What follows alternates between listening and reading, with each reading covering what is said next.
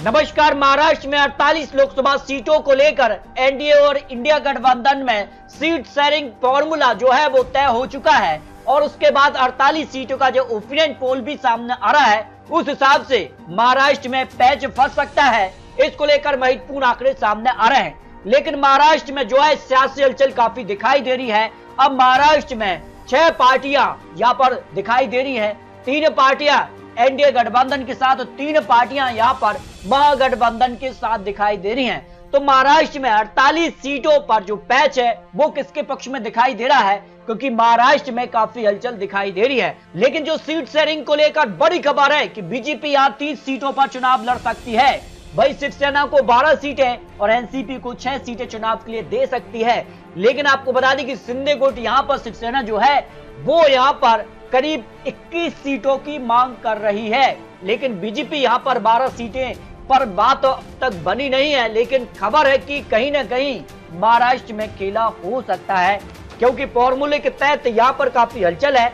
2019 में 23 सीटों पर चुनाव लड़ा था शिवसेना ने और 18 सीटों पर जीत हासिल की थी और उसी फॉर्मूले पर यहां पर शिंदे गुट ने दावा ठोका है। लेकिन बीजेपी इतनी सीटों पर राजी नहीं हो रही है। और उसके बाद अगर बात की जाए तो महाविकास अघाड़ी में अभी सीट शेयरिंग को लेकर जो है फॉर्मूला बन चुका है और वंचित बहुजन अघाड़ी को 5 सीटों की जो मांग है उसको लेकर काफी हलचल दिखाई दे रही है। जबकि महाविकास अघाड़ी में भी सीट शेयरिंग का फॉर्मूला बन चुका है। उद्धव गुट सबसे ज्यादा सीटों पर चुनाव लड़ेंगे, बल्कि कांग्रेस यहाँ पर और यहाँ पर शरद पवार को लेकर सबसे कम सीटें दी जा रही हैं। तो 5 से 6 सीटों पर ही गतिरोध है, बाकी सीटों पर जो है फॉर्मूला तैयार हो चुका है। तो महाराष्ट्र में एनडीए फिर इंडिया गठबंधन 6 पार्टियों की टक्कर में किसके पक्ष में कितनी सीटें जा सकती हैं, क्योंकि इससे पहले यहाँ पर महाराष्ट्र में काफी हलचल देखने को मिली है। तो महाराष्ट्र में फंसेगा पैच, क्योंकि महाराष्ट्र में पार्टी की स्थिति की अगर बात की जाए तो मौजूदा जो सदस्य हैं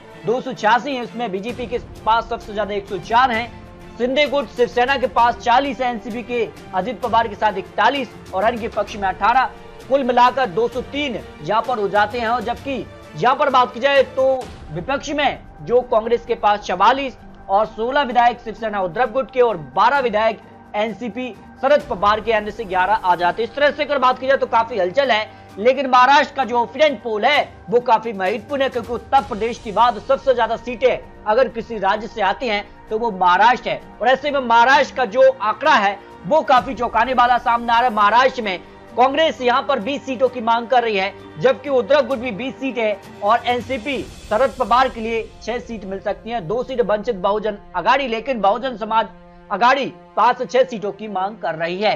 तो यहाँ पर बात की जाए तो काफी हलचल है। 2024 में मोदी या महागठबंधन महाराष्ट्र से ही तय होगा।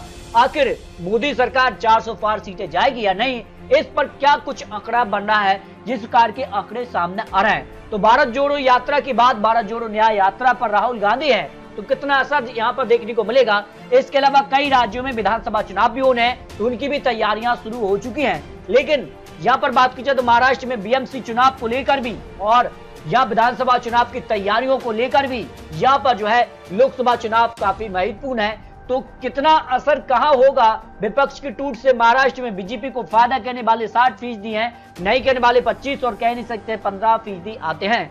महाराष्ट्र में 2019 में जब शिवसेना उद्धव गुट जो है वो भारतीय जनता पार्टी के साथ चुनाव लड़ा था, 41 सीटें 48 में से हासिल की थी, जबकि कांग्रेस को मात्र 1 सीट और एनसीपी को 4 सीटें मिली थी। लेकिन इस बार काफी हालात जो है वो बदल चुके हैं। एनडीए में अब असली शिवसेना, असली एनसीपी आ चुकी है, जबकि कांग्रेस और महाविकास अघाड़ी में एनसीपी से शरद पवार और यहाँ पर बात की जाए तो उद्धव गुट यहाँ पर दिखाई दे रहा है। ओपिनियन पोल के हिसाब से किसके पक्ष में आंकड़े जा सकते हैं, क्या बीजेपी 2019 के आंकड़े यहाँ पर महाराष्ट्र में दोहरा पाएगी, इसको लेकर ओपिनियन पोल के आंकड़े बेहद ही चौंकाने वाले सामने आ रहे हैं। तो शुरुआत के सर्वे के हिसाब से शरद पवार की पार्टी में टूट के लिए किससे जिम्मेदार माना जा रहा है। देखिए शरद पवार को ही 40% लोग मान रहे हैं, अजित पवार को 18%, बीजेपी को 22%, ईडी-सीबीआई डर को लेकर भी यहाँ पर 20% लोगों का मानना है।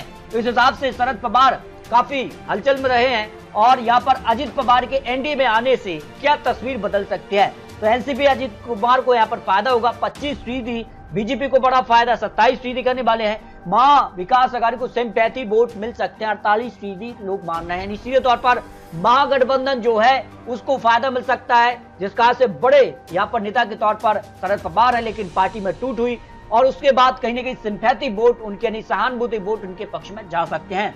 जबकि अजित पवार के एनडीए में एंट्री के बाद क्या समीकरण बन सकती है, क्योंकि सबसे ज्यादा हलचल होगी, 3 बड़ी पार्टियां होंगी तो सीट को लेकर भी, लोकसभा चुनाव या विधानसभा चुनाव को लेकर भी हलचल रहेगी। वो फिलहाल अगर दिखाई दे रही भी है तो एनडीए में 2019 दोहरा पाएगी, इस पर 31% लोग मान रहे हैं। और फायदा लेकिन कोई खास नहीं, 33% है। नुकसान सीट के लिए कलह होगी, 36% लोग कह रहे हैं कि सीट शेयरिंग महत्वपूर्ण यहाँ पर होने जा रहा है 3 बड़ी पार्टियों के बीच एनडीए को लेकर। शरद पवार क्या एनसीपी को दोबारा खड़ा कर सकते हैं, 53% लोग मान रहे हैं। जबकि अगर बात की जाए तो नहीं, संगठन अजित पवार के साथ है, क्योंकि ज्यादा विधायक और सांसद यहाँ पर जो है अजित पवार के साथ ही दिख रहे हैं, तो इस पर 36% लोग हैं। अनुभव उम्र का ज्यादा है, तो अनुभव तो है लेकिन उम्र ज्यादा हो चुकी है, ऐसे 11% लोग मान रहे हैं। तो इस तरह से बात की जाए तो काफी हलचल रही, लेकिन महाराष्ट्र का जो आंकड़ा है वो किसके पक्ष में इशारा कर रहा है, क्योंकि यहाँ पर बात की जाए 2004 से लेकर 2019 का जो गणित है उसमें किसे फायदा हुआ है और किसे कितना नुकसान देखने को मिला है। 2004 में बीजेपी ने यहाँ पर 13 सीटों पर जीत हासिल की थी, जबकि 2009 में भी 13 सीटें, 2014 में 23 और 2019 में भी 23 सीटों पर भारतीय जनता पार्टी ने कब्जा जमाया है। यानी भारतीय जनता पार्टी को 2004 से अब तक महाराष्ट्र में फायदा मिला है और 2024 में कितना फायदा मिलेगा इसके भी आंकड़े आपको दिखाने जा रहे हैं। जबकि कांग्रेस की बात की जाए तो कांग्रेस को 2004 में 13 सीट, 2009 में 17 सीट और 2014 में 2 और 2019 में 1 सीट।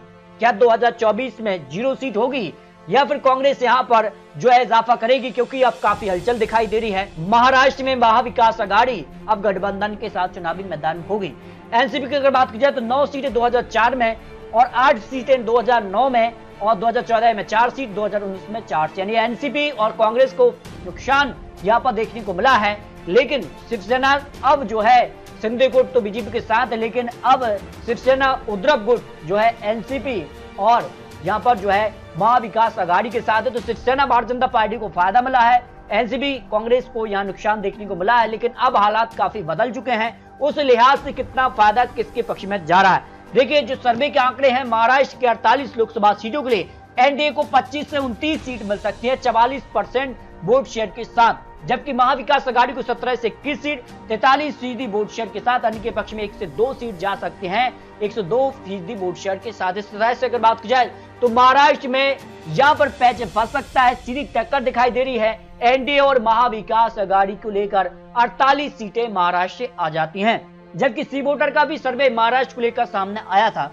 उसमें महाविकास आघाड़ी को 26 से 28 सीट, जबकि एनडीए को 19 से 21 सीट और अन्य के पक्ष में 0 से 2 सीट की संभावना दिखाई गई थी। इस हिसाब से महाराष्ट्र में काफी हलचल होगी। आने वाले वक्त में सीट शेयरिंग का फॉर्मूला बनेगा, उसके बाद कितना बदलाव देखने को मिलेगा ये काफी महत्वपूर्ण हो जाता है। जबकि महाराष्ट्र को लेकर इंडिया टीवी सीनेक सर्वे भी सामने आया था, जिसमें भारतीय जनता पार्टी को करीब 20 सीटें, शिंदे गुट को 2 सीटें और एनसीपी अजित पवार को 2 सीटें और कांग्रेस को 9 सीटें, शिवसेना को 11 सीट, एनसीपी शरद पवार को 4 सीटें, यानी कांग्रेस को यहां पर फायदा दिखाया जा रहा है। जबकि अगर बात की जाए आंकड़ों के हिसाब से तो फिर एनडीए को 24 सीटें और इंडिया गठबंधन को भी 24 सीटें और अन्य के पक्ष में 0 सीट जा रही है। यानी महाराष्ट्र को लेकर जो सैनिक सर्वे उस हिसाब से पेच फंस सकता है, यानी सीधे टक्कर दिखाई दे रही है। 50-50 का फॉर्मूला बनता नजर आ रहा है, यानी सीधे तौर पर कांटे की टक्कर महाराष्ट्र में यहाँ पर देखने को मिल सकती है। जो आंकड़े ओपिनियन पोल के हिसाब से महाराष्ट्र को लेकर सबसे लेटेस्ट आंकड़े सामने आ रहे हैं। फिर भी आपको बता दें कि चुनावी जनसभाएं हो रही हैं, चुनावी प्रचार भी अब शुरू हो चुके हैं और सीट शेयरिंग को लेकर भी अब आपसी जो खबर है उस हिसाब से काफी हलचल दिखाई दे रही है। तो महाराष्ट्र को लेकर 48 सीटों पर आपको क्या लगता है, रख सकते हैं क्या एनडीए गठबंधन को ज्यादा सीटें मिलेंगी, 2019 के आंकड़े दोहरा पाएगी या महागठबंधन को फायदा मिलेगा, इस पर आप रख सकते हैं। मिलते दोस्तों और लेटेस्ट और महत्वपूर्ण विश्लेषण के साथ, तब तक के लिए जय हिंद, जय भारत।